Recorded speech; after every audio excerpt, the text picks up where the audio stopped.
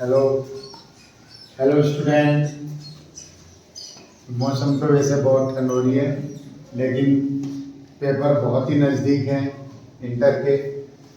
इस वजह से आज जो मैं आपके जो क्वेश्चन बतला रहा हूँ, एक ऐसा क्वेश्चन बतला रहा हूँ ऐसे चैप्टर से जो चैप्टर 100% क्वेश्चन आता है।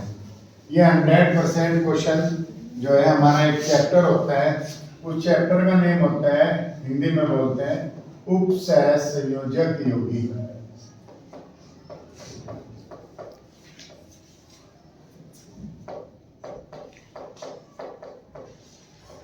और इस चैप्टर को इंग्लिश में बोलते हैं कोऑर्डिनेशन कंपाउंड।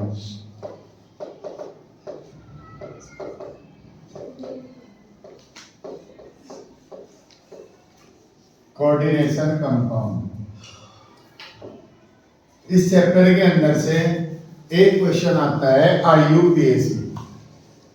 ये IUPAC जिस टाइप से 11th क्लास में आते हैं कार्बनिक यौगिकों के IUPAC, इसी टाइप से इंटर में आते हैं अकार्बनिक यौगिकों के IUPAC।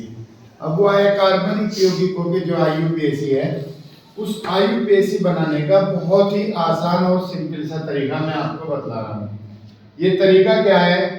हर जो IUPAC हम स्टार्ट करते हैं तो उसके लिए एक एग्जाम्पल मैं आपको बतला रहा हूँ, K4FeCN का होल 6। ये एक उपसहसंयोजक यौगिक है। इस उपसहसंयोजक यौगिक के अंदर क्या क्या चीज होती है उसके बारे में मैं बतला रहा हूँ। इस पूरे एग्जाम्पल के अंदर 4 चीज होती है, उन चारों चीजों का हमें पता होना चाहिए। नंबर 1 आपको बतला रहा हूं मैं पोटेशियम। ये जो पोटेशियम है इसके अंदर क्या होता है? तो ये पोटेशियम जो होता है हमारा इसके अंदर, इसको बोलते हैं counter atom. Counter atom bracket के जो बाहर होता है उसको काउंटर एटम बोलते हैं। अब ब्रैकेट के अंदर जाते हैं, जैसे ही ब्रैकेट के अंदर जाते हैं तो जो सा एलिमेंट आता है, ये एलिमेंट हमारा कहलाता है central metal atom. Central metal atom, इसको शॉर्ट फॉर्म में बोल देते हैं CMA।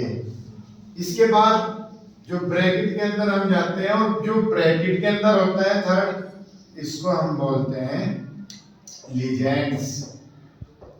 ये लिगेंड्स होता है। और लिगेंड्स के बाद जो संख्या दी होती है इसको कोऑर्डिनेशन नंबर बोलते हैं। Coordination number. ये पूरा का पूरा जो ब्रैकेट है, इस ब्रैकेट को हम कोऑर्डिनेशन स्पेयर बोल सकते हैं, यानी कि यहां से लेके और यहां तक जो होता है इसको हम कोऑर्डिनेशन स्पेयर बोलते हैं। Coordination sphere. मुझे उम्मीद है कि आपको हर एक का पता चला होगा कि इसके अंदर ब्रैकेट के अंदर जो जो चीज दी हुई है, बस ये ध्यान रखना, ये जो CN है ये लिगेंड्स होता है। तो फर्स्ट काउंटर एटम है, दूसरा सेंट्रल मेटल एटम है और तीसरा लिगेंड है, और ये संख्या दी हुई है जो होती है कोऑर्डिनेशन नंबर। तो सबसे पहला हमारा काम ये होता है कि हम ऑक्सीडेशन नंबर निकालते हैं। अब ऑक्सीडेशन नंबर किसका निकलेगा? तो इस फॉर्मूले को मैं यहां पर ज्यों का त्यों लिख रहा हूं, K4FeCN का होल 6। और इसमें जो ऑक्सीडेशन नंबर निकालूंगा वो ऑक्सीडेशन नंबर किसकी निकालनी है? तो ऑक्सीडेशन नंबर हमेशा डी ब्लॉक एलिमेंट की निकालते हैं। इसमें डी ब्लॉक है Fe।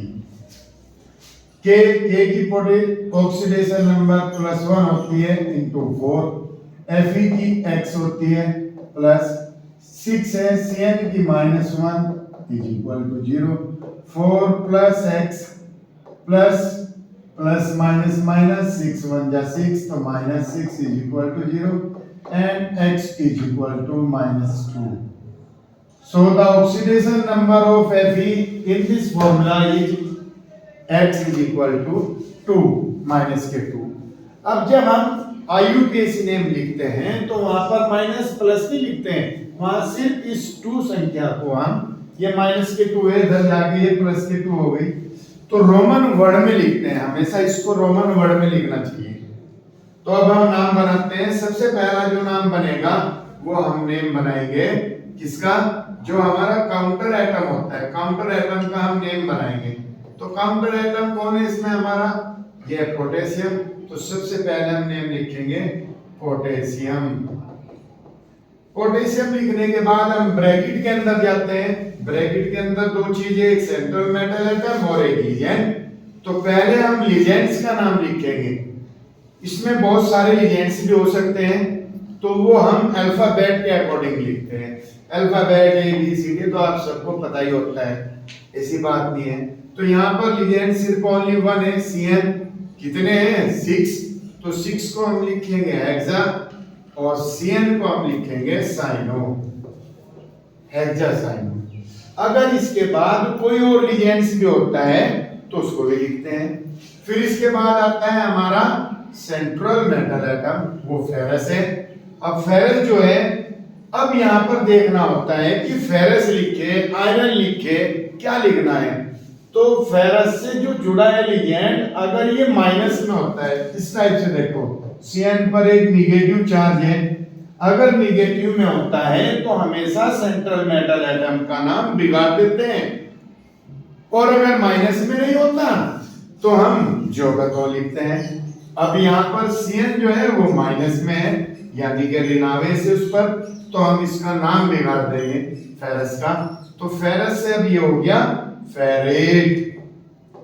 और जो हमने ऑक्सीडेशन नंबर निकाल ली थी वो +2 थी, तो उस +2 को हम रोमन वर्ड में लिख देंगे। तो नेम क्या बना, पोटेशियम हेक्सासाइनो फेरेट सेकेंड। ये 100% एक ऐसा क्वेश्चन है जो कोऑर्डिनेशन कंपाउंड से 100% IUPAC नेम आते हैं, 2 से 3। मुझे पूरी उम्मीद है कि शायद आपको ये पूरा का पूरा बहुत ही अच्छे तरीके से समझ में आया होगा। अगर किसी वजह से आपको इसमें कोई प्रॉब्लम है तो आप कमेंट कर सकते हैं। ठीक है, ओके।